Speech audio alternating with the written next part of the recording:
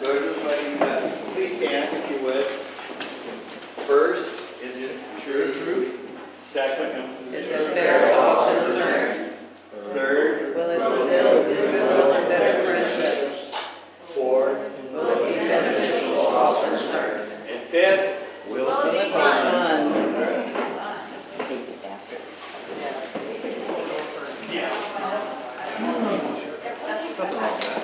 Not at all. Again, welcome to everyone who's here. Do we have any guests that need to be introduced or should be introduced?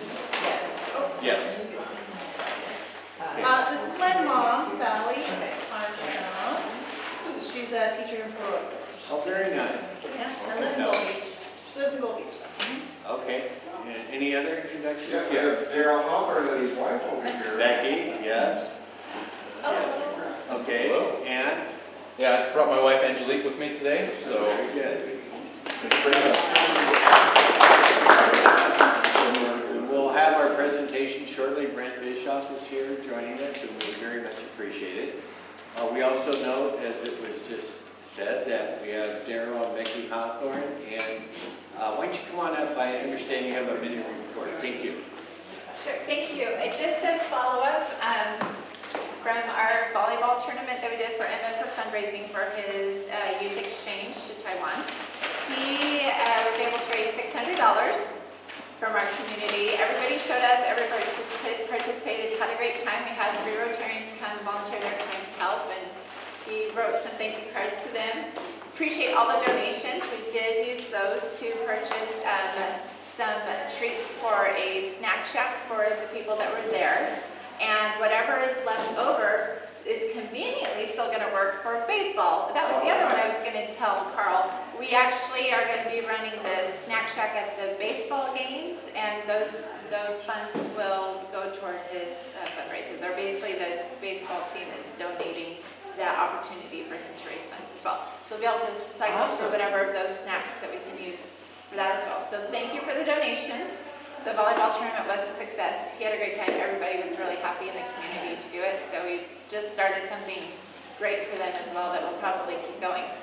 So thank you. Well, thank you again. And I was just in Pine Grove. They had club training, and I went to a session for youth exchange. Mary asked me to go.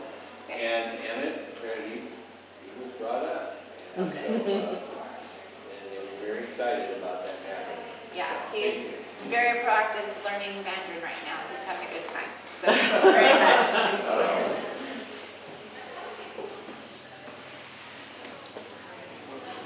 Let's do happy dollars. Everybody happy about anything? Jerry, can I make one announcement? Yes, real please quick? do.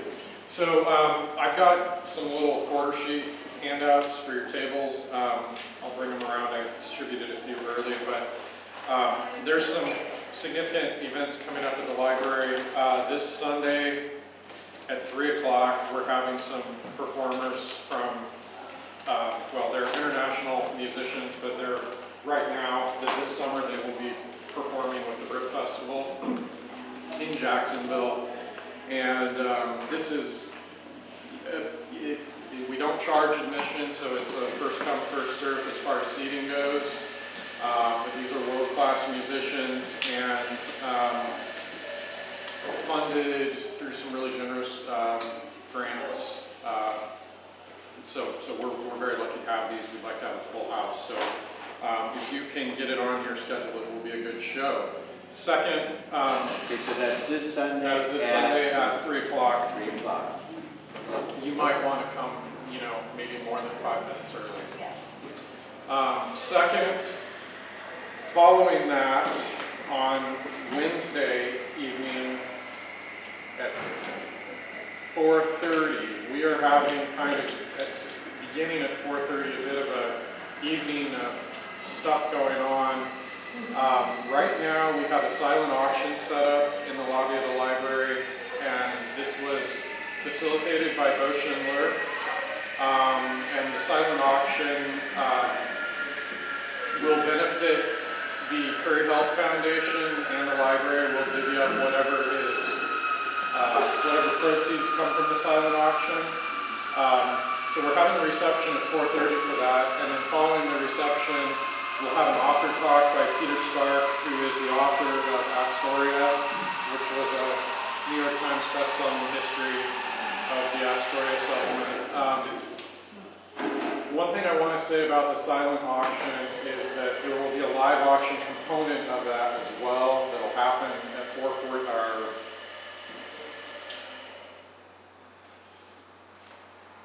it will happen at 5:45 following the reception. And that's a 1-hour airplane flight in a historic airplane piloted by the head of Palomar Life Flight, Dan Brown. And Brad. And the other thing I'm going to say is that High and Health is coming up as well, and that's a big fundraiser that we're participating in. Bo has assured me that any items that he sees that don't go for what he wants, he's going to buy them himself and then roll them back into High and Health as auction items.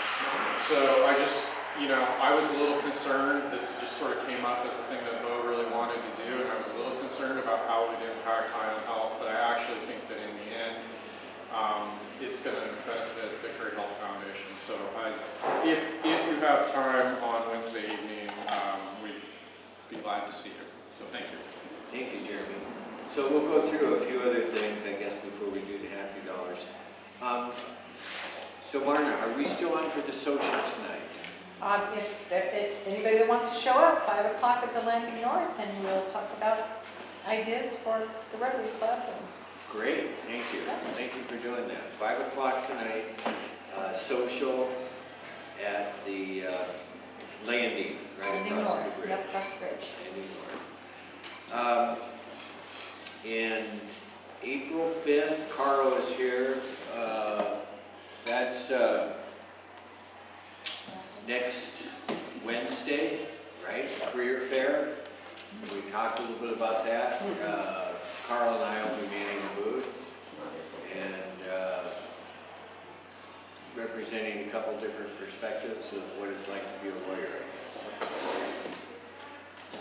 Okay, and then April 15th, the nonprofit expo. Jeremy was talking about some of the upcoming things. That's going to be at the library as well, correct? Yes. And what can you say about that, just real quickly? That's being organized not by the library, it's using library space, but I believe there's about 20 different organizations that are going to have tables there. So it's going to be a pretty packed space, and I think there's going to be quite a bit of traffic. I've seen a lot of people that are interested in it online, and so the number of organizations that are represented are all, I believe, fairly vital nonprofit volunteer organizations in our community. So I think with all of the changes that we've had demographically over the last 2 years, with people coming in and people moving out, I think it's a really good opportunity for us as a club and for other organizations to connect with those folks and integrate them into their routines. Great. So, and Brian, you've been working on this, right? Yeah, I was just there the whole day, and there's several people that said they will be there for at least part of the day. It's fine. Okay. I've got some brochures I'm going to hand out that were generously provided to me by the best provider. And I got a bunch of, I'll print some pictures that are 8.5 by 11 of various events we've had in the past, like the Rogue, the Party in the Park, the turkey trot, and have those and be ready to talk to people about what a wonderful thing it is to be a Rotary. What are the hours? They're from 11 o'clock in the morning to 4 o'clock in the afternoon. 11 o'clock, 4 o'clock. Mm-hmm.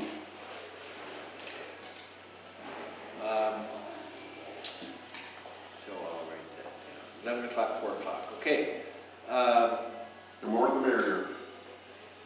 Because if we have more people, then we can talk one-on-one with people that are there visiting, which I think is even more effective than just bringing a booth dollar. Okay. Let's do happy dollars. Wait. Wait, okay. I have tickets for High on Health. Okay.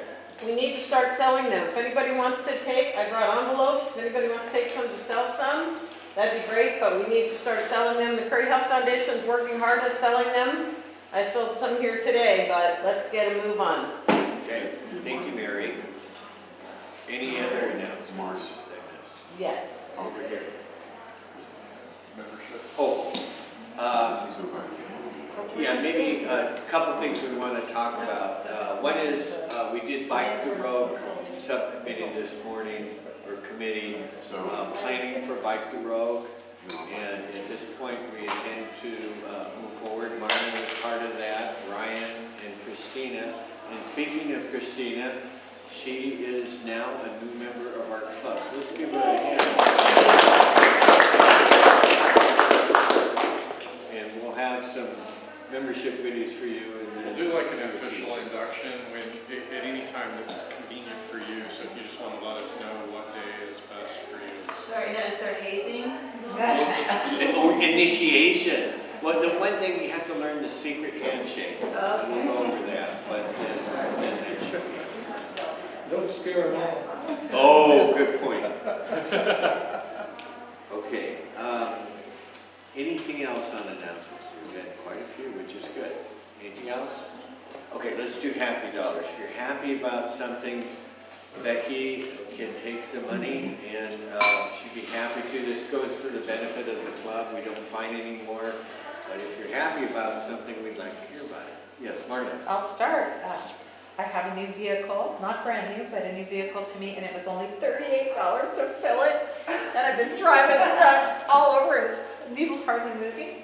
So, but I'm not going to tell anybody what it is because I like being incognito. Oh, well, that's great. Anybody else? Christina. For Marta, little old Volkswagens. I was traveling last week and I'm happy to be back here in Gold Beach. Great, thank you. I'm happy the North Bank is open again. Oh, that's a big thing, yes. Brian? I'm just happy. Okay. I'm happy the sun is shining. Yes. Please let it stay for at least more than one day. Okay, sun is shining. And I'm happy we have a new member. new member, that's a very nice thing. I'm happy to be here with this Rotary Club. Here, whether we need to see you or not, really. And I'm happy I Thanks a lot. took my Master Gardener test. Smacker. And, I passed. Is the course done? And The final one? I got a little better than 95%. Okay, and. I'm happy that I had a visit from somebody who was on spring break from college here in Gold Beach visiting his family, and he was in high school, an employee that worked for me for 4 years, and he's going to graduate from college, and it's a little bit weird, but it's rewarding to see those people that want to come back and sort of thank you for employing them. So that's nice. That is great, Jeremy. Very good, sir. Anything else? Okay, let's see if we're missing anything here. I think we've covered it. Well, do you want to do trivia or should we hold off on that? What you got? Moose munch, Joyce? Yeah, here, we've got a special prize, moose munch. Then we better do it. We better do it. Better get to it. Make it easy. You want an easy one? Well, Very good ones, too. Okay, here's the question. This table game of soccer players on rods was patented in 1966. Foosball, what is it called? Foosball. Foosball. Okay, who said foosball? Well, several of us Well, did. bring it over here. You can have it. Foosball, foosball, something You like got, that. you got a That's great cute. prize. Okay, let me ask a couple others. These aren't for prizes, but just, I'm reading this book. It's really interesting. The rise and fall of the second largest empire in history. Does anybody know what's the largest empire in history? China. It's the British Empire, right? It was, So the sun never rolling set back on the in British. second. But the second largest was the Mongols and Genghis Khan and company. And so, a couple questions from that. What language, what written language of the Mongols, what did it look more like? Greek, Russian, English? What did that language look I'm like? saying Russian. Huh? I think Greek. They didn't have a written language. They did. Oh, there we So go. the next question, which makes the history a little bit tough. What was the major crop that they grew? Anybody know? Ponies. Well, that's a good answer, because they were nomads. They didn't do it. So here's a society that didn't have a written language. They didn't do agriculture. They did mostly like pillaging and that kind of thing. And it was a very successful empire from the standpoint of creating whatever society they had over the stretch, the second largest empire in history. Very interesting. Okay, so let's introduce our guest, Brent Bischoff. I really appreciate him being here. He's the CEO for Coos Curry. He has PowerPoint, and if you have any questions, he'd be happy to answer them at the end, but he'll go through his presentation, and let's give him a round of applause.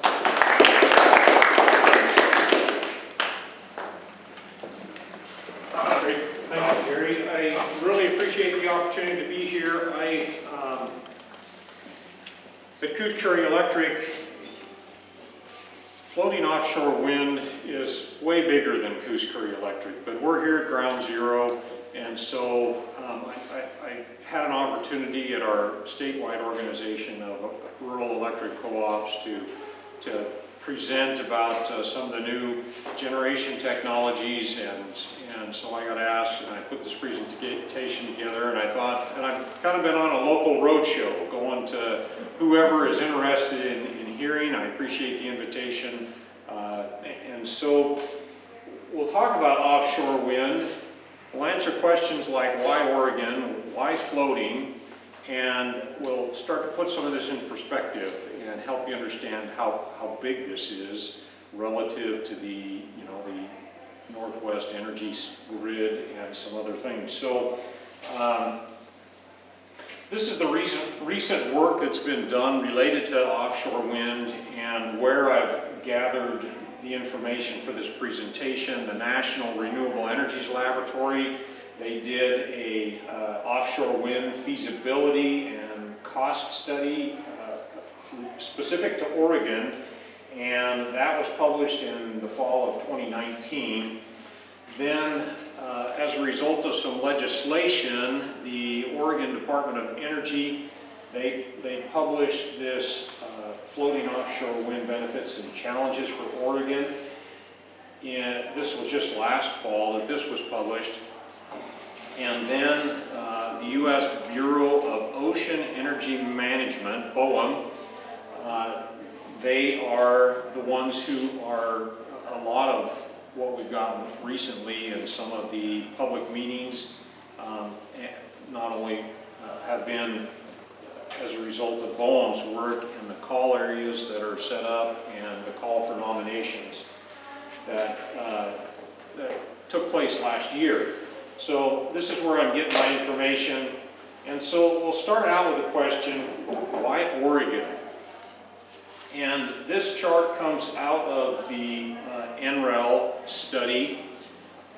And you'll see that there's these 5 sites along the Oregon coast. I cut this in half. This is basically from Astoria down to the California-Oregon border here. And it shows in a color map basically from greater than 10 meters per second down to up in this light color is less than 7 meters per second. And just to give you an idea, because we don't think in meters per second, 7 is 15.5 miles per hour, and 10 is a little more than 22 miles per hour. So that gives you an idea of the strength of the wind from the south up to the north. You can see that down here close to the California border, the average wind is pretty significant. And even up in the north end of north of Oregon, it is there as well. So this is average wind speed at 100 meters, basically 100 yards off the surface, which is about where the rotor of these large offshore wind turbines is located. And Also, it's important when you're talking about renewable resources, they have this term called capacity factor.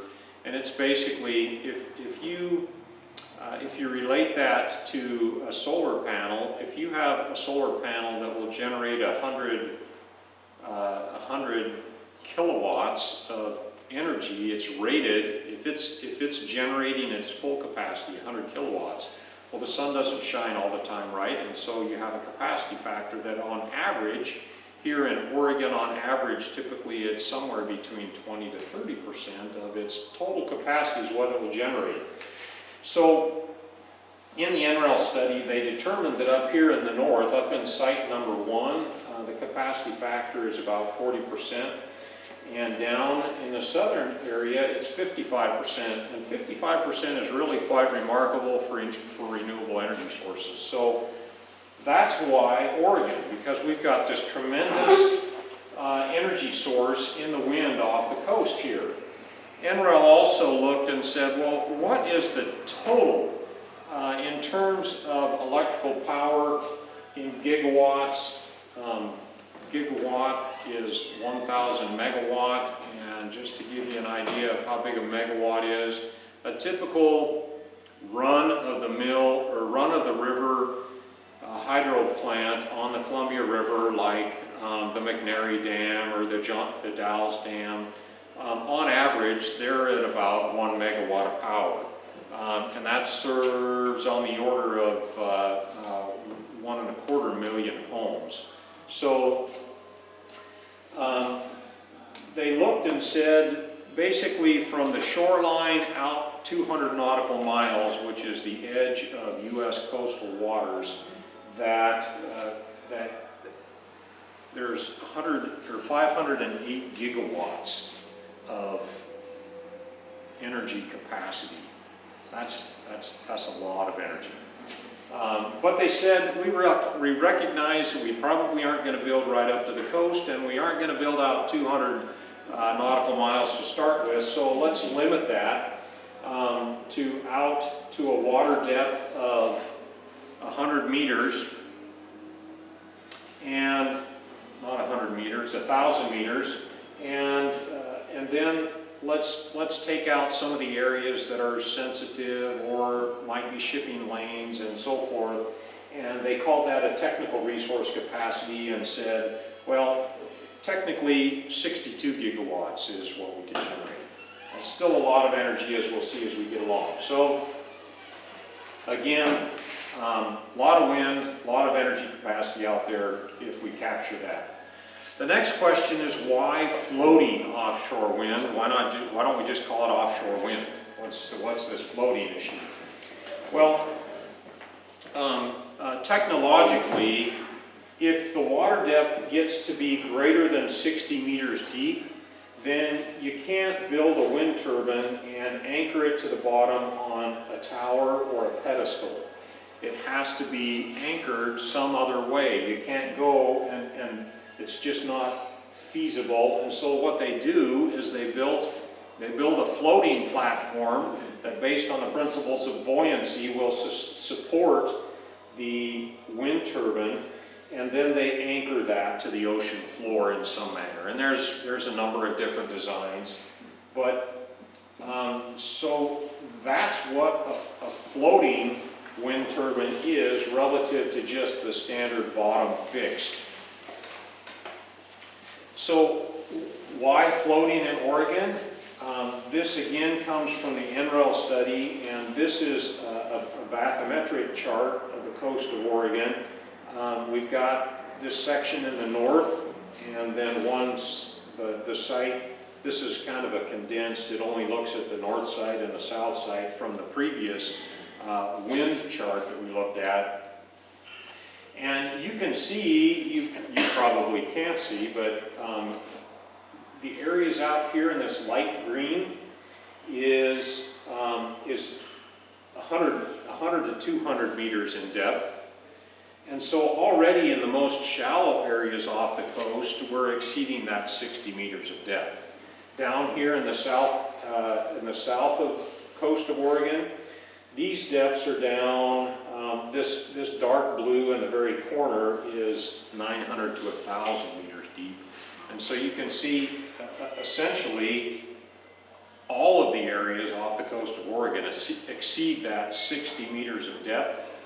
And so if we're gonna have wind generation and it's gonna be developed in Oregon, it's gonna have to be floating. An interesting side note to that is that that floating wind generation is a relatively unproven technology. In the United States, there's only about 1/10 of a megawatt, it's like on the order of 4 or 5 floating wind turbines. They're over on the East Coast. It's small, it's relatively unproven at this point in time. So just a little bit of information about Oregon and Oregon's offshore wind goals, and also you'll see we'll review Oregon's greenhouse gas reduction goals, and because in large part that's what's driving Oregon's interest in floating offshore wind.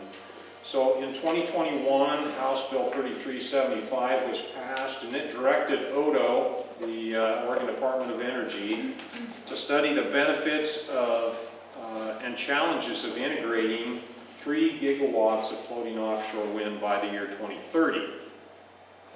So the report that I pointed out earlier and is shown here is ODO's report that they were directed to do through this House Bill 3375. We'll talk a little bit more about their conclusions as we get going on. So Oregon's greenhouse gas reduction goals, there's basically 2 components to that. And the first one was in 2020. Governor Kate Brown issued Executive Order 20-04, and it established what's called the Climate Protection Program. The objective was to reduce greenhouse gas emissions through a cap on emissions, and the objective was a 50% reduction by 2035 and a 90% reduction by 2050. Well, then finally, Oregon passed, and I say finally because Oregon's been working on this for a long time. They passed House Bill 2021 2 years ago, and they established a 100% clean electricity standard. It's only applicable to the large retail electric providers right now, and those are essentially, those are 2 in the state of Oregon, actually 3. There's Portland General Electric and Pacific Core. And the reason it's focused on those 2 is because the small electric retail providers like Coos Electric and like Central Lincoln PUD and some of the municipals like the city of Bandon, we get our energy our electricity from the Columbia River Hydro System, and that makes up about 85%, which is already non-carbon emitting renewable resource. And then we get about 10% from the Columbia Generating Station nuclear plant in central Washington, which is also non-carbon emitting resource. And then some other small points make up that. But if you look at the energy portfolios of Portland General and Pacific Core, they still have a majority of their energy still comes from fossil fuels. They've reduced the amount of coal significantly, but they've replaced that with natural gas. A significant reduction in carbon emissions, but still fossil fuels. So that again is why Oregon is interested in this renewable resource. So the Biden-Harris administration have a couple of different offshore wind goals. They set one goal that said by 2030 we want to have 30 gigawatts of offshore wind coming into the grid. That's not necessarily floating offshore wind, that was just offshore wind in general. And then in 2022, just last fall, they issued in this fact sheet that they want to develop, on top of the 30, they want to develop 15 gigawatts of offshore wind. And this is specific, I didn't put it in, I need to add that, it's specifically floating offshore wind in the United States by 2035. So now let's talk about how much is 15 gigawatts? What is that really like? We can talk about it, but until you put that in perspective, it's hard to really understand. So, 15 gigawatts. The Columbia Generating Station, the nuke plant in central Washington, has a capacity to generate 1.2 gigawatts of electricity. So if you take the 15 gigawatts and you divide the 1.2, that 15 gigawatts would equal 12 and a half new Columbia generating stations. That's a lot. I mean, you think about back, those of us that remember the days when CGS was, and kind of the old whoops fiasco, they were going to build 4 then. And they actually completed 1. There were a couple of other new plants that were built in Washington and Oregon that have since been retired. In terms of wind energy, what is 15 gigawatts? Well, 15 gigawatts is 15,000 megawatts, so if you divide a 15 megawatt capacity wind turbine by that 15%, and then we got to take into account the capacity factor that we talked about earlier, which was 40%, and so you divide by 4/10 and you get 2,500 of these 15 megawatt wind turbines. Remember that the 15 megawatt wind turbines, they're 100 meters tall, right here at the rotor, and then the rotors are, another 2/3 that distance. So these are massive wind turbines. And 2,500. Hard to imagine 2,500 of these, but at the end of the presentation, I'll give you a little bit better idea of what that might look like. Can I ask a question right now? You bet. None of this will happen without a NEPA study, right? Absolutely, that's correct. We'll talk a little bit more about that. Okay, thank you. Yep. So from the perspective, and just the whole purpose of this is just to provide information from these studies to educate folks and to help them understand what this is all about. Everybody looks at it from a different perspective.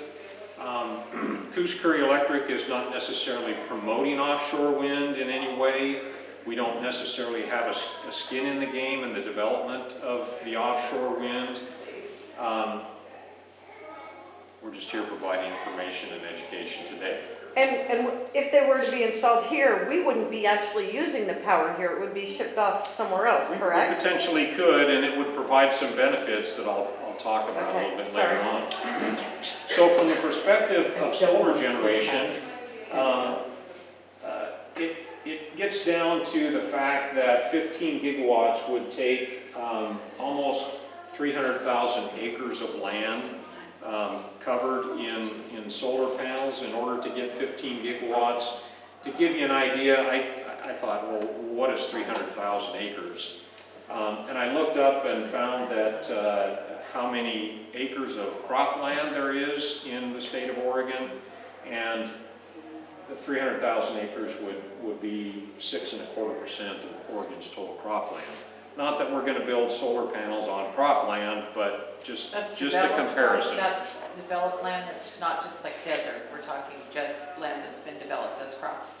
Yes, yeah. And I'm just using that as a comparison. So 15 gigawatts, hopefully you get a feel that this is a lot of electric energy.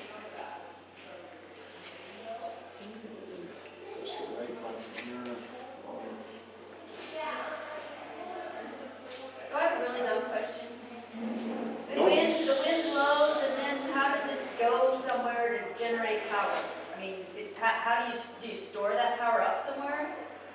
There is no grid scale electricity storage. Whatever's generated right now has to be, or whatever is being used right now has to be generated right now. So on a macro scale, a large scale, the generation across the electric grid has to ramp up and down instantaneously in order to serve the load. So as we all go home at dinner time and turn on our stoves and our microwaves and the sun goes down and our heaters come on and, you know, we're maybe showering after we go work out, and all of the electric usage typically peaks in the latter part of the day, in the evening hours. And so we have to ramp up generation in order to do that. And then as we all go to bed, it drops off in the middle of the night and they stop, they generate less. There is a little bit of grid scale storage in the form of batteries. There's also some small amounts of what they call pump storage, where they pump it into a reservoir when usage is down and energy is cheap, and then they generate in the high use, high cost hours. So we can't store it. During that time, you don't get power. If the wind's not blowing, there's no power being generated. That's correct. So this is from the ODO study.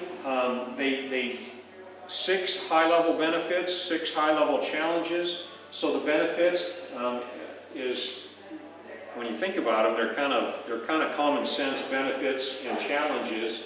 But the ODO study, if you go read it, there's a lot of great information that they use to talk about these. So benefits is we've talked about the immense scale of offshore wind in Oregon.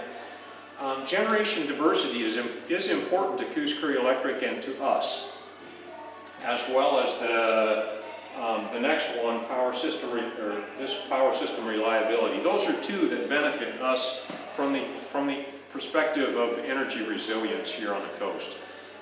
If right now there is no generation on the coast of Oregon, anywhere up and down Oregon, no electricity is being generated on a large grid scale. And so that means we're dependent on the transmission lines that feed us.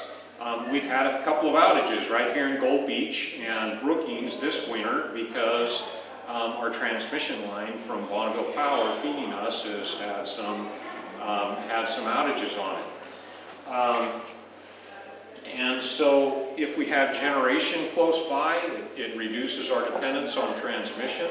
Even though we may not physically be purchasing that wind, it still energizes the electric grid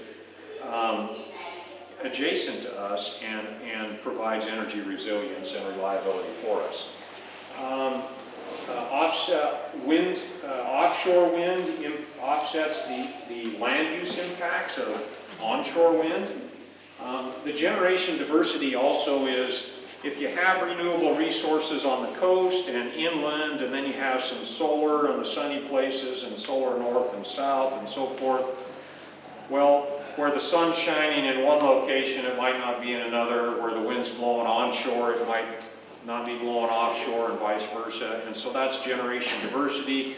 For the entire grid, that's beneficial. And then obviously, if this were to be developed here locally, that would be a tremendous economic boon for this area. We would see a lot of jobs in construction and operation and all the service to provide that, ports and so forth. I think my mouse died, so I'm going to speak. Yes, question? Yeah, is there any funding, or are you considering doing any discounts, tax benefits for individual homeowners to have wind power at their home? Yeah, I can talk to you about that afterwards. I'd be happy to. We have a net metering program at Coos Curry Electric, but we do not necessarily provide incentives. And the basic reason is because, as I mentioned, Coos Curry Electric's energy source is renewable today. And so there's no benefit to Coos Curry Electric and to our membership from a perspective of greenhouse gas reduction or expense if we take solar or wind that you generate at your property and offset another renewable source. So we don't provide incentives for that. The challenges associated with the floating offshore wind, the adverse effects on the coastal communities and industry, environment, cultural resources. That's obviously a concern that you talked about with requiring NEPA study. Siting and permitting is a big challenge with all the regulatory requirements. Technology readiness. We talked about the fact that this floating technology is not a proven technology today. And we don't have the port infrastructure in place today in order to support this massive infrastructure project. The transmission system out here on the coast is not sufficient today in order to import and move that tremendous amount of offshore wind generation. And obviously, if you're going to build that much generation, you have to have people to sell, or companies, power companies to sell it to. So those are the basic challenges. Currently, they're in Massachusetts, right? Is that where they are? There is on some the more East Coast? offshore wind on the East Coast today, yes. Okay, and they're not having success with it. It's an expense. Well, that's not true. I read the Boston Globe every day, and there are several projects ongoing. Yep. There's an issue as to passing on the cost to some of the There major is, utility companies that are balking at paying for what they're getting. Yep. There's a small island off the East Coast, and I don't remember the name of the island, but they are far enough off that they don't have a subsea cable that serves them, and so they were generating all of their energy via diesel generators. They put in 5 big wind turbines near their island, and it's serving their needs. Zip through this. So this is Bowen's call for information. It took place last year. It closed in June. They were asking for public input as well as interest by renewable energy companies that were interested in developing in these 2 call areas. They call this the Coos Bay and this the Brookings call areas. And then, whoops, I went the wrong direction. So here's the results of that. There were 4 companies that responded, and basically in order of how much of this area they were interested in, from the most to the least. And you probably can't see well, but number 1 basically said, we're interested in developing the whole area. Number 2, in the lighter colored yellow, they said, we're interested in developing almost all of it. Just the areas that you see in green, they weren't interested in. Then the third one said, we just want a few spots in here, about 1/3 of the area. And then the last one said, we're just interested in a small area in the Brookings call area. So there is significant interest. Now, what about, this is from BOEM and right out of their website, and this is the process to develop, to get to the point of construction. And basically, this little section here is where we are today, area identification and call for interest, basically initiate the leasing process. They expected 6 months of that, and then 1.5 years to publish leasing notices that basically said, okay, now we know who's interested, now we're going to put out notices, and then they get those back, and then they say, oh, there's multiple ones, and so now we have to have an auction, and this is where this auction happens here, and then finally, once the auction takes place and they know who's going to do the development, then they go into planning time for a period of 1 year, and then they go into site assessment and surveys, and that's up to 5 years. And then you go here into the environmental and technical reviews, that's up to 2 years. And then finally out here, you know, we're talking nearly a decade down the road, we're getting out to the point of initiating construction and BOEM approving construction. So you look at the perspective of Oregon's goals to develop offshore wind by 2030, well, it's not going to happen. It's not going to, you know, we're not going to see anything developed off the coast here for quite some time, even if it does move forward. A lot of preliminary work that has to happen first. So, that's the overview. I just want to say, Coos Curry net meters dollar for dollar. Yes. Many systems pay you less for what you put in than what you take out. Yep. When you net meter and I net meter on solar, they pay me the same amount as I pay them. Yep. And when I get my EV and plug it in at home, overnight to charge it, I'm going to get a benefit from Coos Curry, at least until so many of us have EVs that we stress their capacity. But Coos Curry is the most encouraging. They don't promote it, but they don't penalize you for being. What he's saying is the same retail rate that we charge you for electricity is what we credit you when you net meter. Some companies take what's called their avoided cost, which is a lesser amount, and that's what they'll credit you as opposed to the full retail rate. That's what Carl is saying there. Yes? Going back to the beginning of your talk, you said that floating technology is unproven. Are you talking about energy generation, or are you talking about the actual structural engineering? The actual structure of a floating wind turbine. And what's the difference between that and a floating oil rig? There is a lot of similarities, and that's where they are using, that is some of the technology that they're using to develop the floating wind. This is the same picture that you saw on the first page, and I took that picture last year as I was driving up the coast one day with my iPhone. And I just photoshopped on here some wind turbines, and just for fun, just so you could see, there's about 100 just shy of 100 wind turbines in this picture. So if you think about 2,500 wind turbines, remember we talked about 15 gigawatts. The other thing I did in my early career, I was a naval officer. I drove submarines, and so I looked out periscopes at ships and the curvature of the earth, and they taught us how to do some mental math so we could tell how far away a ship was and estimate its range based on how much of the ship we could see over the curvature of the earth. So I jumped online to some earth curvature calculators and basically with the height of these 15 megawatt turbines, determined that out to 40 nautical miles, which is kind of the furthest out that they'll put these turbines, that if you stand on the beach, you'll be able to see the tops of those turbines.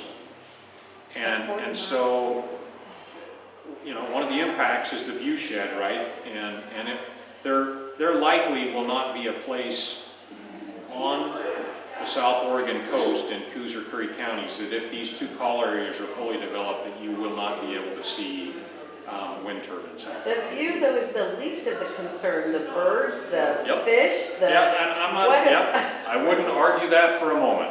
Paint them blue. Yep.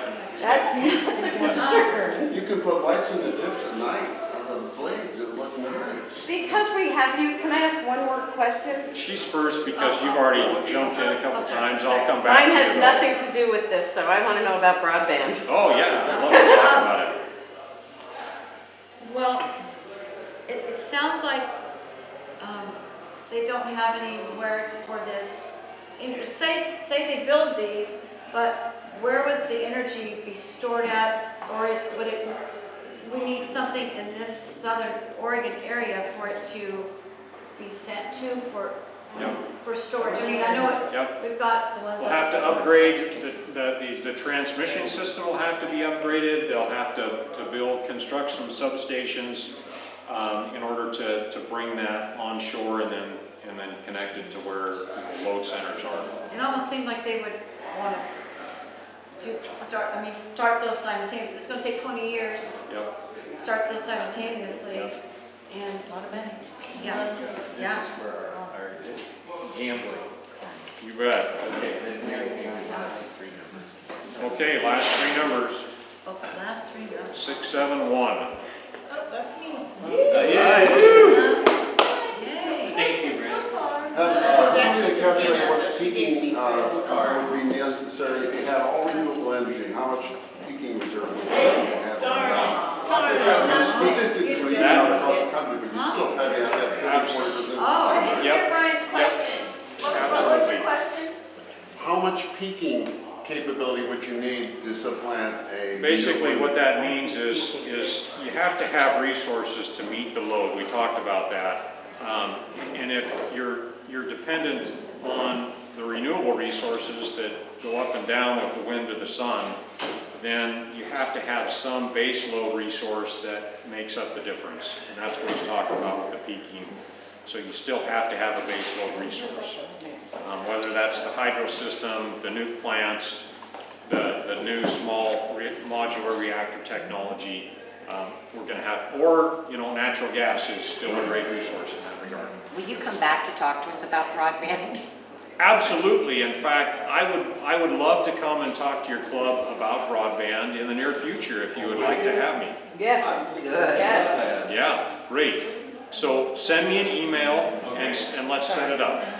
Okay, 20. I really appreciate it. I'm super excited to talk to you about Beacon Broadband. Okay, how about a round of applause?